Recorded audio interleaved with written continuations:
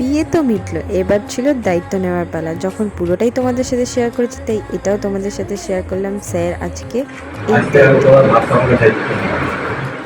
তো তোমরা দেখতেই পেলে ভাত কাপড়ের অনুষ্ঠান হচ্ছে। আমি একদম লাস্টে গিয়ে পৌঁছলাম। আজকের দিনে সব থেকে বড় পাওনা ছিল এই স্যারের সাথে দেখা হওয়া।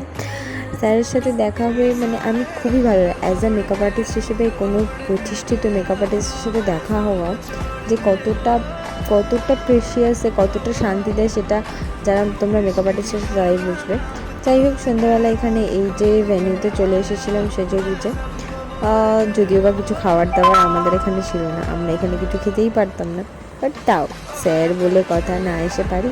আর এখানে সুমন স্যার ম্যাডামকে এত সুন্দর সাজিয়েছিল, আমার তো চোখে সরছিল না। তারপরে এই যে আমার বড় ছেলে কিন্তু দায়িত্ব পালনে একদম পেচুপা হয় না। বড় ছেলে আমার জন্য ঠিক কোল্ড ড্রিঙ্কস নিয়ে চলে এসেছে, মকটেল নিয়ে চলে এসেছে, সরি।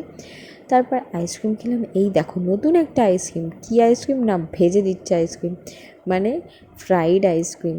তোমরা কে কে ফ্রাইড আইসক্রিম খেয়েছো আমাকে প্লিজ কমেন্ট করে জানাও, আর কাদের কাদের খাওয়ার ইচ্ছা আছে সেটাও আমাকে জানাতে পারো। এইখানে যে ফ্রাইড আইসক্রিমগুলো এইভাবে তৈরি করে দেওয়া হয়, তোমাদের সাথে পুরোটাই আমি শেয়ার করলাম। তোমরা কে কে কোন কোন বিয়েবাড়িতে খেয়েছো বা কোথায় ফ্রাইড আইসক্রিম পাওয়া যায় প্লিজ আমায় জানিও। তারপরে পান খেয়ে বাড়ি চলো, টাটা।